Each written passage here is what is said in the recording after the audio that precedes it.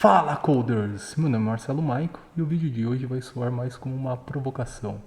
Imagine que você vai construir um Dropbox e no início do projeto você irá começar com 6 storages. E aqui eu não especifiquei porque pode ser HD, SSD ou uma estrutura na rede.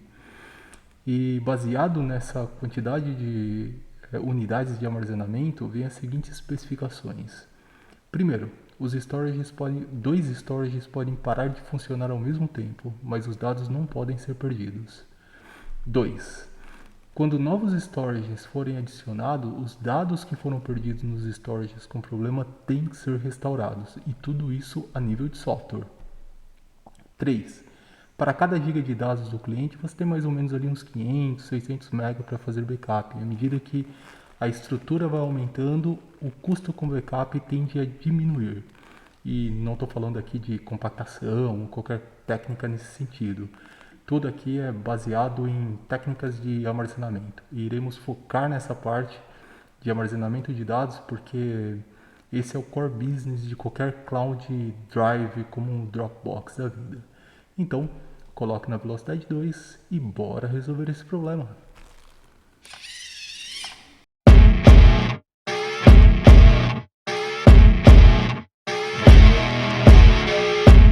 Para iniciar o entendimento, primeiro teremos que falar de uma classe de algoritmo chamada de algoritmo de correção de código, no inglês Error Correction Code. Os principais algoritmos são o Reed-Solomon Code, que é o que a gente vai ver mais à frente, o Helm Codes e o Turbo Code. Né? O Turbo Code é utilizado principalmente em telecomunicações como 3G, 4G. O Helm ele é utilizado em vários outras estruturas, mas principalmente foi utilizado nas primeiras versões do RAID, depois substituído pelo Reed-Solomon Code na versão 6 do RAID. Ou seja, tipo, toda a comunicação onde o canal sofre alguma interferência, como comunicação da NASA com algum satélite, o reenvio da informação pode não ser uma opção, né? Tipo, o canal tem tantos ruídos que os dados eles não conseguem chegar na sua integralidade lá na ponta final. Então, o que esses algoritmos fazem é fazer o cálculo, né, que eles geram ali, pelo menos a gente vai falar ali mais especificamente do Reed-Solomon Code.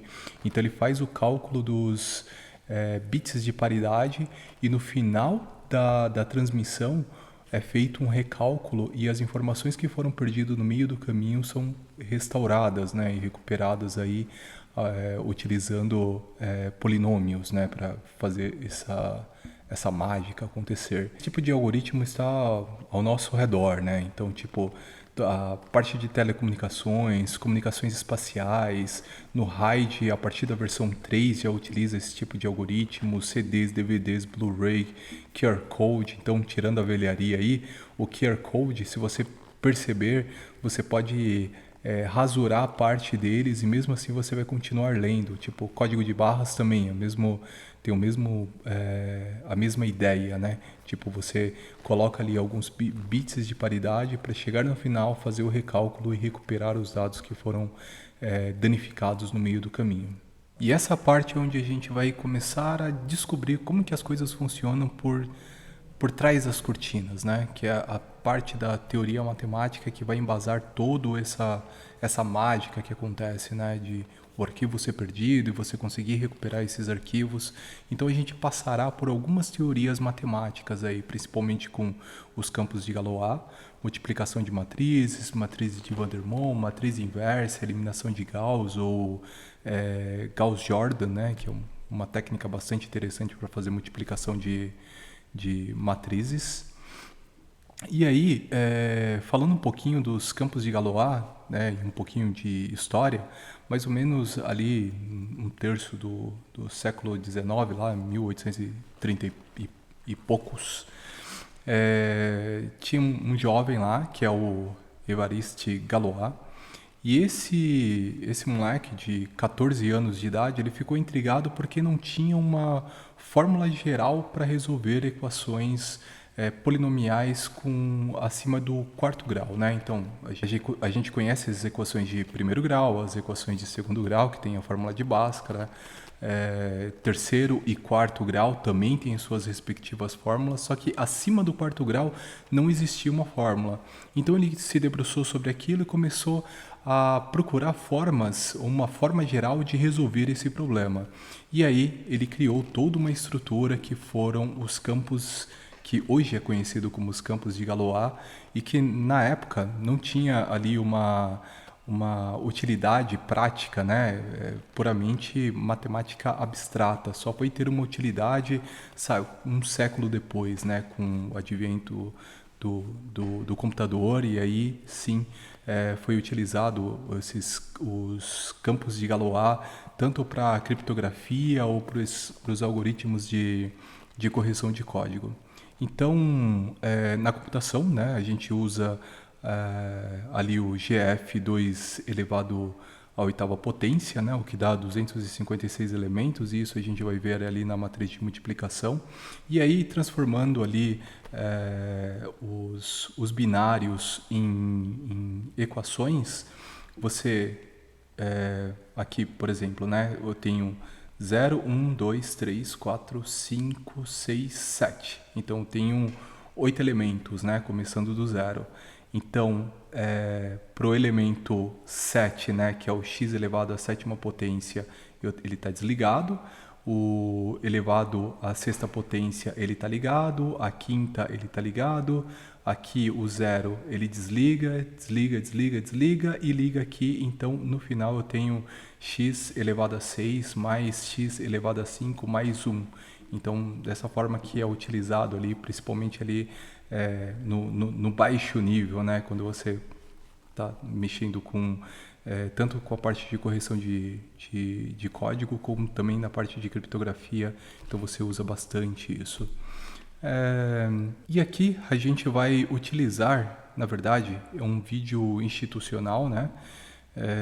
Ele não tem por finalidade tentar resolver todas as questões, mas a gente vai resolver passo a passo cada uma das operações necessárias para tanto recuperar o dado quanto para fazer o encode do dado. A gente vai fazer aqui, mas essa Backblaze, que é a empresa que desenvolveu esse algoritmo baseado aí no Reed-Solomon Code, eles desenvolveram o algoritmo e depois eles fizeram um vídeo institucional, onde no vídeo deles eles mostram simplesmente assim, né? Então eu tenho do A até o P, eu distribuo essas informações nos meus HDs, né? Então são 6 HDs, 4 de dados, 2 de paridade. Aí, seguindo o vídeo, ele vai colocar aqui, né? Então, aqui eu estou fazendo a parte do encode, né? Estou distribuindo as informações nos HDs e agora eu tenho que fazer o cálculo dos bits de paridade dessas informações. Então, ele só vai mostrar ali a matriz de encoding versus a matriz do dado, e ali ele ganha os bits de paridade, mas isso aí a gente vai fazer com mais detalhes daqui a pouquinho. Na parte do decode também é super resumido, então ele pega ali, ele simulou perdendo 2 HDs, e aí ele pega os dados que sobraram, né, que são os bits de paridade mais os HDs que estão os dados em si, e aí dentro dessa distribuição pode um HD de paridade mais um HD de dado, ou 2 HDs de paridade, ou 2 HDs de dado, assim, não importa qual é a combinação, isso pode ser perdido sem nenhum problema e depois é feito o recálculo. E aqui no decoding, o que ele faz? Ele simplesmente mostra a matriz de decode, né, multiplicando com os dados que sobraram e aí restaurando os dados que foram perdidos, né? Então, é bem resumida a apresentação dele, porque a finalidade também não é explicar ou fazer com que as pessoas entendam exatamente como funciona esse algoritmo, né? Então, é até engraçado que lá no vídeo tem várias pessoas perguntando: mas como você chegou nesse dado? Como você chegou naquele dado? Enfim, a gente descobrirá aqui. Então, essa é a parte de encode, né? Então, todos os arquivos que entrarem no nosso storage vão ter que passar pelo processo de encode. O processo de encode, ele vai respeitar sempre o número de colunas, porque o número de colunas diz a ele quantos storages estão disponíveis, né? Então, no caso aqui, nós temos 4 linhas de dados e 2 linhas de paridade que corresponde ao número de HDs, né? Nós temos 4 HDs de dados com 2 linhas de paridade. E aqui é só um exemplo, né? Mas a matriz ela sempre vai ser colocada, né? Os dados vão ser distribuídos em bytes, né? Então, porque a gente vai gravar imagem, vai gravar vídeo, não é só texto. E aí, em cima desses bytes que os cálculos serão feitos também. Então, para esse arquivo que é pequeno, a gente tem 4 colunas aqui. Para arquivos muito grandes, então a gente pode ter dezenas, centenas de colunas que a gente vai precisar utilizar para fazer a distribuição dos dados. Então, para a matriz de dados, eu vou criar uma matriz correspondente que é a matriz de Vandermonde, né? Uma matriz de Vandermonde é uma matriz que tem uma progressão geométrica. Então, eu vou gerar a matriz com o mesmo número de linha e colunas, e aí eu vou tirar a matriz quadrada, que é essa parte interna aqui, né? No caso, se você vê a resolução aqui, né? Tipo 3 ao cubo, deveria ser 27, mas aqui tem um 15. Mas isso acontece porque existem várias substituições no meio do caminho, que são as substituições pelos valores que estão dentro do campo de Galois. E a gente vai ver isso daí, eu mostro quando estiver mostrando o código em si, só para não cortar o nosso raciocínio aqui. Então, a gente passou pelo primeiro passo. O segundo passo aqui, né? A gente já tem uma matriz quadrada, a gente vai gerar a matriz de identidade e vai fazer o cálculo da matriz inversa, né? Então, esse é o método Gauss-Jordan, né? Onde do lado direito eu vou apendar ali uma matriz de identidade e aí eu vou fazendo os cálculos e fazendo a substituição de linhas de tal forma que a matriz inversa ela vai aparecer do lado direito e a matriz de identidade ela vai aparecer do lado esquerdo. E aí quem tiver dúvidas sobre esse método de multiplicação de matriz inversa, eu vou deixar o link aí do Khan Academy aí. Uma vez que eu tenho a minha matriz inversa, a minha matriz de Vandermonde, eu vou fazer ali o cálculo para encontrar a minha matriz de codificação. E aí, para quem tiver dúvida como gerar esses números 27, 28, 18, 20, 28, 27, 20, 18, está lá dentro da classe readSolomon.java e o método buildMatrix. Eu não coloquei aqui, senão ficaria muito extenso, porque o próximo passo é fazer a multiplicação dessa matriz de codificação com a matriz de dados e a gente vai passar por alguns passos aí, né?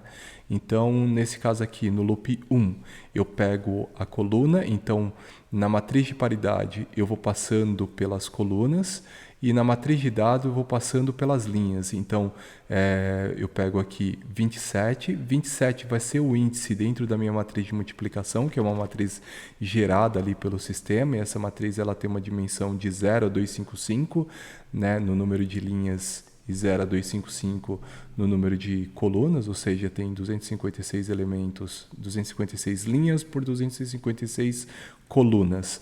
E aí eu vou pegar o índice 27, no caso aqui a linha 27, que vai ser uma linha como essa daqui. Nessa linha eu vou utilizar os dados para pegar o índice dessa linha, né? Então vai aparecer esses valores, guarda isso aí que ele vai aparecer lá no passo 3.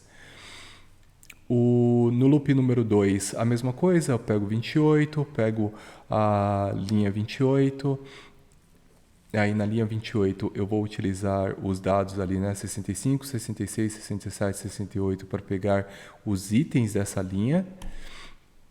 E aí eu venho por passo número 3, onde o mesmo esquema, linha 28, pego a linha, aí vou utilizar a linha número 2, né, que é 69, 70, 71, 72, que é a linha dos dados, e aí eu vou fazer um XOR, nesse caso aqui, com a linha número 1, né, com o resultado da linha número 1. E aí o meu resultado vai ser esse bitwise XOR aí, essa linha que aparece aí ao lado. Daí no loop número 4, né, mesmo esquema, vou pegar a linha, da linha eu vou pegar os elementos desse array, né, e aí eu vou fazer um XOR com passo número 2, né, então eu já tenho ali a minha matriz, e essa matriz ela vai rodando ali, né, passo número 5, mesmo esquema, não vai mudar o esquema até o final. Então eu tenho esses dados, agora estou trabalhando com a linha número 3 e a coluna número 3, gerando os dados aí. E aí, finalmente, a coluna número 4 e a linha número 4, onde eu vou gerar o primeiro valor, né, que é 81, 82, 83 e 73. E no último passo, que é o passo 8, eu vou gerar ali as minhas informações, que é 85, 86, 87 e 37, que são as informações finais. Então ali eu posso apendar esse valor dentro na minha matriz, né? Então no caso aqui eu vou jogar esses dados ali dentro dos meus HDs, de tal forma que quando eu precisar eu posso utilizar esses dados para recuperar as informações. E aqui é a parte prática, né? Então o que a gente vai fazer? A gente vai pegar 3 arquivos, né? Que são 2 arquivos de imagem e um arquivo de vídeo, e a gente vai decodificar esse arquivo. No final, ele vai jogar dentro dos meus HDs, né? Então tem o HD 1, 2, 3, 4, aí o HD de paridade 1 e 2. Esse file encoding, o que acontece? Uma vez que o dado ele está quebrado em vários HDs, para eu conseguir restaurar esse dado, eu tenho que decodificar esse arquivo, né? Então, eu tenho que pegar todos os arquivos, juntar e aí gerar, colocar ele aqui. Né? Se fosse um sistema real, seria como se fosse um diretório temporário, onde eu vou colocar os dados que eu decodifiquei. Então, aqui está a minha estrutura, aqui dentro de recursos, são os meus recursos aqui, né? Então, imagem 1, 2 e o vídeo 0, 1. Então, aqui eu vou rodar esse cara aqui. Ele rodou, beleza. Agora eu volto aqui para o terminal. Dou um ls aqui. Vamos dar um... Eu rodei recentemente. Vamos dar um find. Aqui, beleza. Então, o que ele pegou? Ele pegou todos os arquivos e aí ele vai gravando dessa forma, né? Então, por exemplo, ele pegou o vídeo 1. Então, aqui é a parte 0 dele. Aí no HD 2 tem a parte 1 dele e assim por diante em toda a distribuição aqui dentro dos meus HDs, né? Então, esses são os dados. Então, se eu pego aqui... Ctrl R, vamos dar um DU-SH aqui. A gente tem o tamanho dos arquivos reais. E aqui um DU-SH, vamos dar um asterisco aqui. E aí a gente tem o tamanho desses arquivos. Beleza, distribuí lá. Ele fez todo aquele processo que a gente fez para codificar o arquivo de texto e gravou lá no diretório, simples assim. Não tenho mais muito o que falar sobre isso, né? Se alguém tiver... Ah, tá. Tem um outro ponto lá que eu falei, que ele sempre usa os campos de Galois para fazer os cálculos, né? Então, algumas substituições você olha assim e fala, mas o cálculo não é esse. É porque ele foi substituído pelos campos de Galois. Então, pega aqui, Galois Fields. Então, eu tenho várias tabelas aqui, ó. Inclusive, essas tabelas, elas podem ser geradas com um scriptzinho lá. Tem lá no GitHub script em Python, em outras linguagens também. Mas eu tenho, tipo, a minha tabela de log, tenho minha tabela de multiplicação e assim por diante, né? Então, naquele caso lá, eu vou pegar 3 e vou... 3, né? E aí o 3 ao cubo, né? Então, é 3 por 3. Então, eu vou aqui na minha tabela de log. Deixa eu ver qual é o que ele vai usar lá. Ele vai usar essa tabela de multiplicação aqui. Então, eu venho aqui na minha tabela de log e venho 0, 1, 2, 3. Pego 25. Aí, uma vez que eu tenho o 25 aqui, ele vai pegar o segundo valor, que é o 3 também.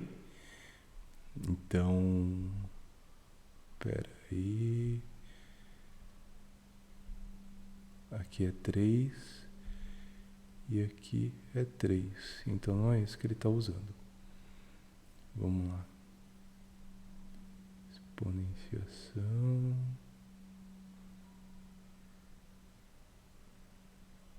Tá. Então aqui como funciona, né? Eu tenho lá os campos de Galois e aí naquela parte lá onde eu falei, não é 15, né? Deveria ser 27. Então ele faz a substituição aqui, né? Então ele vai receber o 3 aqui na tabela de logs. Então 0, 1, 2, 3, que é 25. Aí voltando aqui, eu tenho 25. Aí 25 vezes 3 dá 75. E 75 ele vem buscar nessa tabela aqui, que é a tabela de exponenciação. Então aqui 8, 16, 32, 1, 2, 3, 4, 64, aí 72, 73, 74, 75, só que como começa no 0, então o 15 é esse o 15 que está aparecendo lá na tabela. Então ele vai fazendo várias substituições no decorrer do processo e esse é uma das substituições. Então agora não tem muito lá, o código é bem simples e fácil. Então agora vamos para a parte de decodificação, né?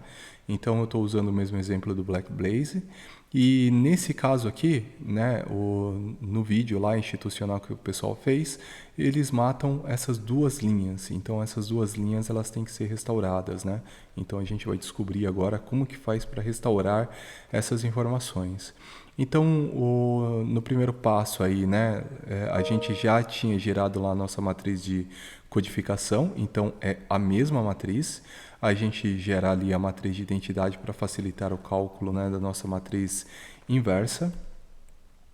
Só lembrando, né, que uma vez que de fato um HD danificou, tem que pegar arquivo por arquivo e fazer os cálculos e restaurando essas informações, né?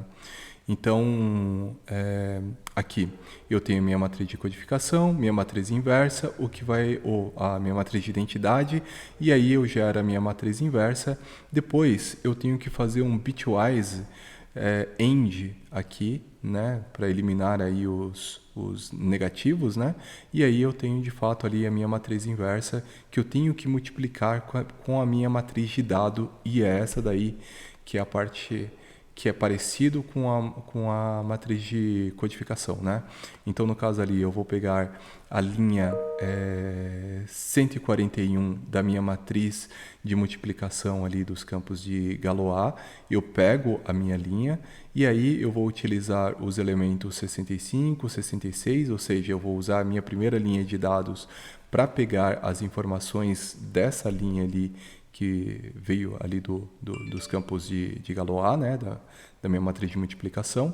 Aí eu vou fazer o passo 2, né, só lembra dessas informações porque a gente vai utilizar lá na frente. Aí o meu loop 3, agora eu vou para coluna 2 e aí a linha 2. Aí eu pego a minha linha, pego os elementos que estão dentro dessa linha, né? E aí eu vou fazer um XOR aqui com o resultado do meu passo número 1, o que vai resultar nessas informações aqui. Aí o meu passo número 4, eu vou pegar o resultado e vou fazer um XOR com o resultado número 2, né? E aí eu gero essa matriz e aí eu vou rodando esse algoritmo aí até chegar na informação final, né? Então, passo número 6, gerei, passo número 7, e aí o passo número 8, que é o último passo ali, e aí eu vou gerar ali minha matriz final, e aí finalmente, no último passo aqui, eu tenho a minha matriz de dados restaurada, né? Então agora eu só distribuo nos HDs e pronto. Então é isso, agora a gente vai para a prática, vamos ver como que isso funciona na prática. Então agora eu vou mostrar um pouquinho de código, né? Então aqui eu vou entrar no processo de decode, né? Então a gente fez a codificação desses arquivos e aí vamos simular o HD número 3, né? Asterisco, ponto asterisco. Então vamos matar os dados que estão no HD número 3 e os dados que estão no HD número 4. E aí quando eu dou um find aqui, ele não vai listar nem o HD 3 nem o HD 4, né? Então esses HDs foram destruídos. Agora a gente vai rodar o processo, ele rodou o processo. Vamos pegar aqui, voltar aqui para o terminal. Se eu der um ls HD-3, está restaurado e HD4 também está restaurado. E finalizamos mais essas. Todas as referências eu vou deixar na descrição do vídeo. Dúvidas, coloquem no comentário. Até o próximo vídeo e como deve ser.